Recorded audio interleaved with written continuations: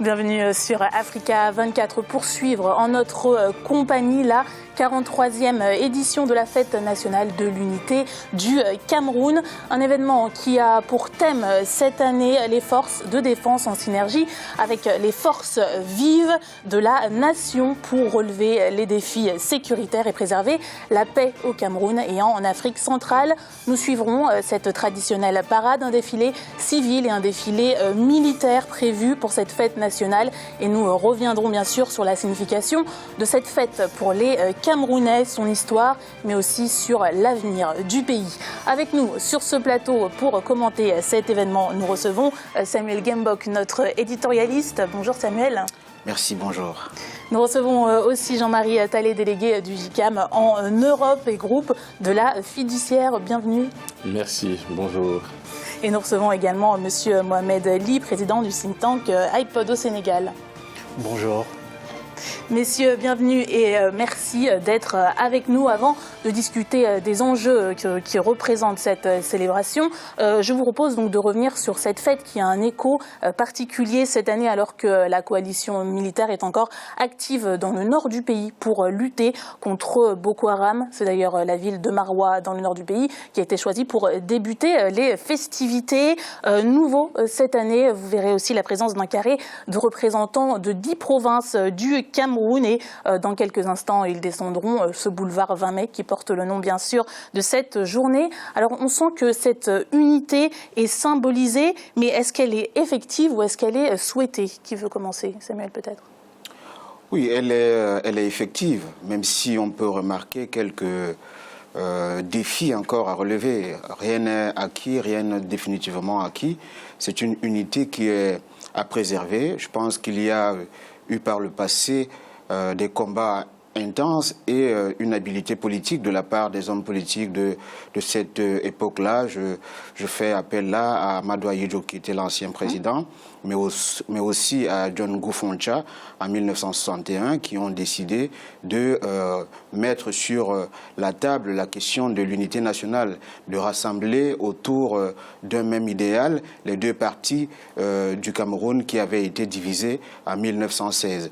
Donc c'est une unité qui est effective, mais elle fait son chemin. Il y a encore des défis à relever. J'espère que les acteurs politiques actuels, partis politiques, sociétés civiles, mais aussi les forces armées qui expriment chaque année une fidélité à l'adresse de la souveraineté nationale, permettront d'apporter davantage un contenu à cette unité. Alors justement, vous en parlez, il y a cette fête de l'indépendance, et puis il y a aussi cette fête, donc au début des années 60, 61, et puis cette fête qu'on célèbre aujourd'hui, celle de l'unité nationale. Est-ce qu'à un moment, l'une a pris le pas sur l'autre? Pourquoi, en fait, est-ce qu'on peut sentir autant de différence entre ces deux journées? Tout à fait. L'une a pris le pas sur l'autre, celle de 1972, qui est fêtée aujourd'hui, qui est à sa 43e édition, a pris le pas sur la fête de l'indépendance. Il faut quand même avouer qu'en 1960, les deux Camerouns n'étaient pas encore unis. Et donc, malheureusement, cette célébration n'a pas eu un écho aussi national, voire international, sur la projection que la nation se fait par rapport à elle-même, mais aussi vis-à-vis de l'extérieur. C'est regrettable, malheureusement, parce que l'histoire n'a pas permis que les deux Camerouns soient unis à ce moment-là. Mais je pense quand même aussi que si les acteurs politiques actuels et le gouvernement actuel sont conscients du fait qu'il est nécessaire d'inscrire dans la mémoire collective des Camerounais une fête qui puisse permettre de commémorer la date anniversaire de l'accession du Cameroun à l'indépendance, il faudrait peut-être qu'il y ait une fête au cours d'une année qui peut être retenu sous un axe, sous une approche thématique qui permettrait peut-être à l'ensemble de la nation de réfléchir sur l'avenir du pays à partir de l'indépendance. Malheureusement, cela n'est pas suffisamment fait. On a fêté les 50 ans d'indépendance il y a quelques années et normalement, c'est une question qui devrait être mise sur la table chaque année parce que les générations se succèdent et aujourd'hui, la majorité de la population camerounaise est complètement ignorante compte de tout ce qui s'est passé dans les années 1960 et des enjeux qui ont présidé à l'accession du Cameroun à l'indépendance. C'est ce qui est regrettable. Et les programmes de formation et d'éducation n'intègrent pas suffisamment cette lutte-là pour que la conscience collective nationale puisse être suffisamment servie par une panoplie d'informations pédagogiques, mais aussi une campagne informationnelle qui puisse permettre de mettre en éveil cette connaissance nationale. Alors Jean-Marie, je vous ai vu opiner du chef. Oui, alors, ce que dit Samuel est partagé et partageable majoritairement. Mais c'est une fête qui marque la fin du système fédéraliste. Et c'est surtout une fête qui permet d'exprimer par les Camerounais le profond esprit patriotique de tous les Camerounais, qu'ils soient au Cameroun ou à l'extérieur du Cameroun. Et je profite de cela pour souhaiter une bonne fête aux Camerounais, ceux du Cameroun, ceux de l'extérieur du Cameroun, et une très bonne fête également aux membres du groupement interpatronal qu'est le JICAM, ceux qui sont au Cameroun et ceux qui sont à l'extérieur du Cameroun. Donc cette fête est une fête qui marque, au-delà de l'unité nationale, la profondeur de l'esprit patriotique. Et donc à partir de là, comme on évolue vers un modernisme, il y a une chose qui peut remplacer une autre. Il y a eu 1960-1961 aujourd'hui. Les deux Camerouns qu'il y avait, donc sont passés à un système d'un seul Cameroun. Aujourd'hui, on a une République du Cameroun. Avant, c'était République unie du Cameroun. C'est République du Cameroun. Donc, ce qui marque le processus d'un cheminement vers une avancée. Donc le 20 mai au Cameroun, on peut avoir l'impression que ça écrase ou que ça étouffe les fêtes des indépendances, mais ça n'enlève absolument en rien la capacité et surtout l'expression des Camerounais qui ont œuvré pour cette indépendance du Cameroun, qui était tout à fait honorable. Et encore aujourd'hui, cette fête du 20 mai, je profite pour souhaiter un bon courage et surtout beaucoup d'amour à tous les soldats qui sont au front et qui défendent l'intégrité du Cameroun, parce que c'est au cours de cette fête qu'on exprime et que les Camerounais expriment la volonté de sauvegarder l'intégrité du Cameroun à travers des actions, à travers des actes comme ceux qu'on vit aujourd'hui. En tout cas, que chaque Camerounais, partout où il est, exprime du fond de son cœur. Alors le rôle de l'armée, évidemment, on va en reparler. Peut-être que vous voulez réagir aussi. Oui, bien sûr, parce que Samuel a soulevé quand même une question très importante et qui interpelle entre autres le pouvoir camerounais. Pour une vision panafricaniste, je pense qu'il est quand même important de rappeler très rapidement les grandes étapes de l'indépendance du Cameroun, parce qu'aujourd'hui toute l'Afrique fête avec le Cameroun, donc sa fête nationale. Il faut dire quand même qu'ils ont eu un cheminement très riche en politique pour aller vers l'indépendance, et les grandes étapes. Pour aller très vite, on va parler de 1955, de grandes émeutes. On a eu donc la dissolution du grand parti nationaliste, si je puis m'exprimer comme ça, UPC, donc dirigé par Robert Nyobé.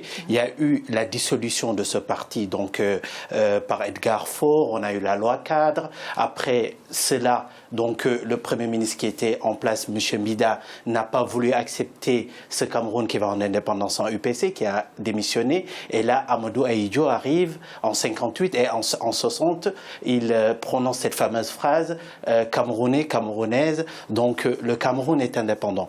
À partir de ce moment-là, je pense que le premier janvier 60, c'est l'indépendance politique du Cameroun.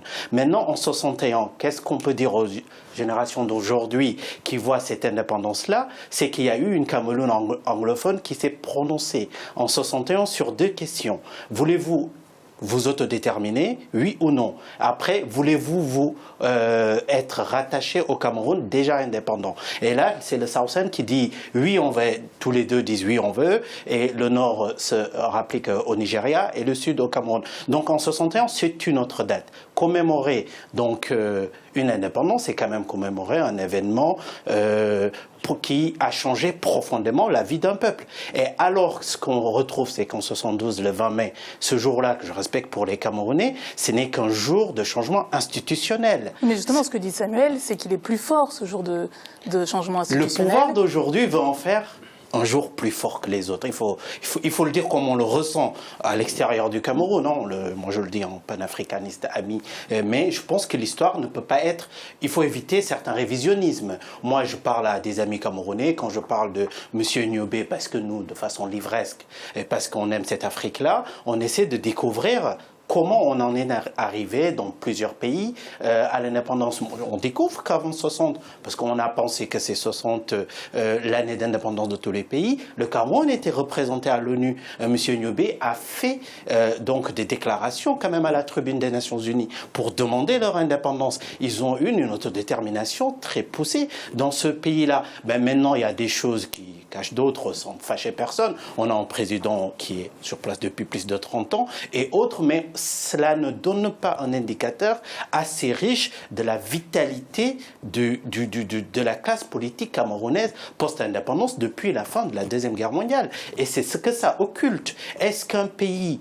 Et d'ailleurs, je pense que les Camerounais se posent la question de façon très claire. Cela veut dire en quoi, qu'est-ce qui manque pour avoir, je pense le dire sans me tromper, un manque d'élan populaire et populaire sur cette fête-là. On a bien sûr parlé de l'armée qui symbolise l'unité nationale. Encore heureux dans un pays normal comme le Cameroun que cela se passe. Mais il ne faut pas que la fête nationale soit un jour férié de plus. La fête nationale, c'est un jour très fort dans un pays. Et d'ailleurs, on peut voir, en France, c'est le 14 juillet 80, c'est la Bastille.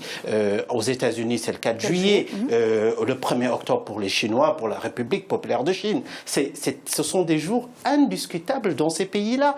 Il ne peut pas y avoir une possibilité de remise en question de la symbolique. Et au Cameroun, quand même, la question se pose. Et d'ailleurs, moi je pense qu'en regardant l'histoire d'indépendance de certains pays, le cas algérien est très intéressant parce qu'eux, ils fêtent donc le 1er novembre, donc le début de la guerre de libération, qui est en 1954, et ils fêtent en même temps le 5 juillet, qui est la fête de l'indépendance. Et ces deux jours-là, c'est des jours repères pour le peuple algérien.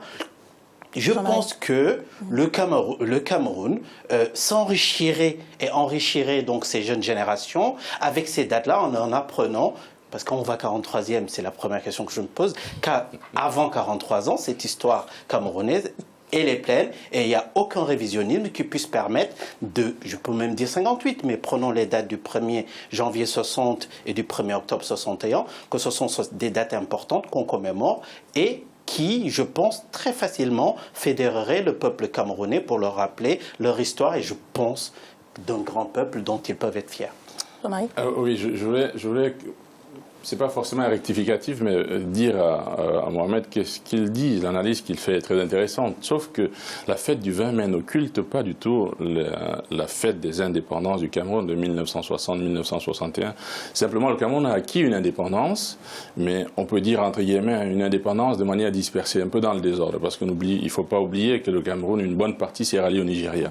Ça a diminué la proportion en superficie du Cameroun. Donc, à partir de là, on a pu gérer le Cameroun dans ces systèmes un petit peu, entre guillemets, un peu bancal, avec ce qu'on appelait à l'époque l'UNC, jusqu'en 1972. Il a fallu à un moment donné, pour donner un sens et donner une direction, et surtout une direction unie, et qui est une voie ambitieuse pour tout le monde et pour un seul Cameroun, qui ait une unité, donc qu'on mette fin à ce fédéralisme-là.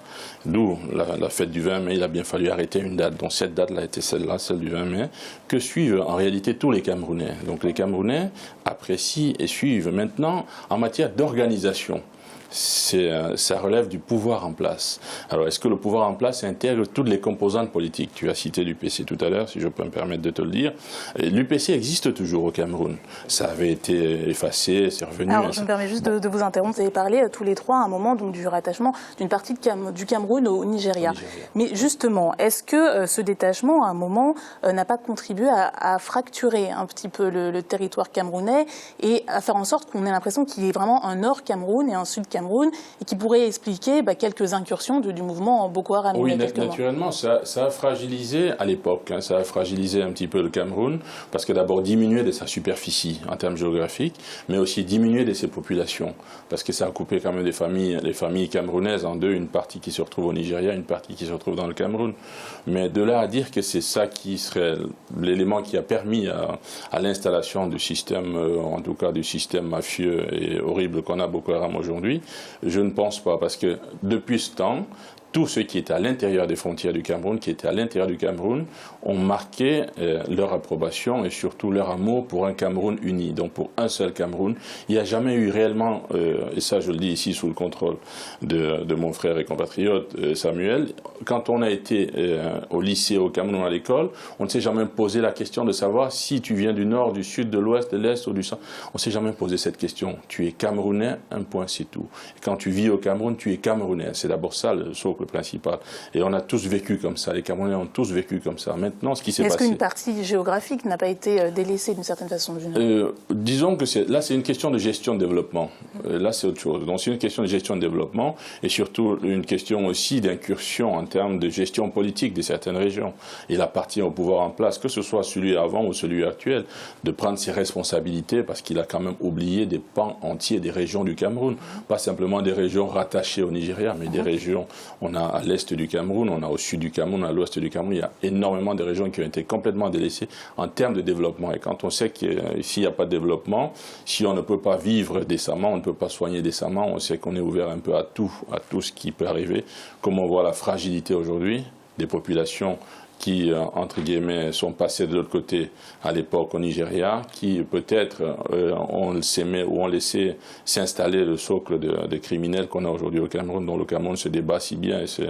Donc je ne pense pas que ce soit... Ça n'a pas fragilisé particulièrement, mais c'est les responsables politiques aujourd'hui en place qui doivent prendre leurs responsabilités sur la construction d'un Cameroun non seulement plus uni, mais encore plus patriotique, mais d'un Cameroun moderne avec toutes les forces de la nation. Samuel, sur ces disparités sur le territoire géographique camerounais? Oui, les disparités existent. Il n'y a pas que les disparités entre le nord-ouest, le sud-ouest, qui sont particulièrement anglophones, et le reste du pays. Il y a des disparités qui vont au-delà. Il y a la partie septentrionale, le nord francophone, il y a le sud, il y a l'est, il y a des disparités territoriales.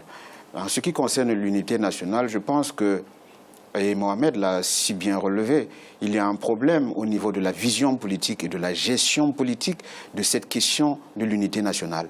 C'est à la fois le fait d'ériger le 20 mai 1972 comme la fête nationale est à la fois une consécration de l'acte politique qui a été posé, mais aussi c'est un défi majeur pour renforcer cette unité nationale.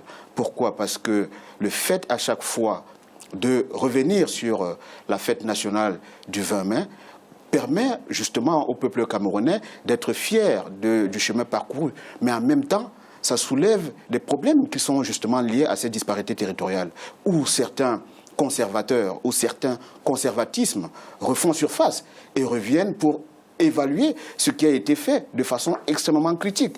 On voit Mais vous pensez à quoi, par exemple? Je pense, par exemple, à la conférence des avocats anglophones qui ont initié une démarche qui peut fragiliser sérieusement le pays, cette unité nationale, surtout à l'heure où le Cameroun fait face à de terribles menaces sur l'ensemble du territoire, que ce soit au nord avec Boko Haram, à l'est par les ex-Séléka et les ex-Balaka, mais aussi la piraterie maritime sur la région littorale. Donc il faut que les dirigeants politiques actuels puissent revoir cette vision institutionnelle du pays et permettre de trouver d'autres mécanismes ou des réflexions abondantes dans le sens de la cohésion nationale. Il faut que ces clivages qui sont fortement institutionnalisés, parce qu'il faut bien le relever, on l'observe quand on est à la veille des échéances électorales où tout parti politique confondu n'envoie dans une localité qu'un natif de la région. Et on voit très bien que cette unité nationale n'est pas aussi assise sur un équilibre national fort. Malheureusement, le pouvoir politique s'appuie également sur ces disparités pour pouvoir avoir le contrôle total sur le plan politique de la nation. Et à mon avis, je pense que ça pourrait être dommageable pour l'avenir de la nation. Si des efforts sur le plan politique ne sont pas fournis, je pense que le Cameroun pourrait fait connaître une régression en termes de patriotisme. Et au niveau de la population, et Jean-Marie l'a suffisamment relevé, au niveau de la population, il y a ce brassage, il y a ce sentiment d'appartenance à une nation. Quand on s'inscrit à la maternelle, au primaire, au secondaire, on va à l'université, la question de l'appartenance tribale ou régionale ne se pose pas entre camarades. Malheureusement, au niveau de l'institution, et c'est de là qu'est établie la responsabilité institutionnelle et politique des gouvernants. Vous pensez qu'il pourrait y avoir un morcellement à un moment? Je ne pense pas à un morcellement. Je pense simplement à des moments de turbulence que le Cameroun peut traverser. Tout État en Afrique est assis sur un processus de construction d'État-nation qui n'est pas complètement abouti. Et donc, tout peut être possible dans les années à venir. Et il faut anticiper sur tous ces potentiels clivages qui peuvent être désastreux pour la nation tout entière. Restez avec nous sur Africa 24 pour suivre la 43e édition de la fête de l'unité nationale au Cameroun. À tout de suite.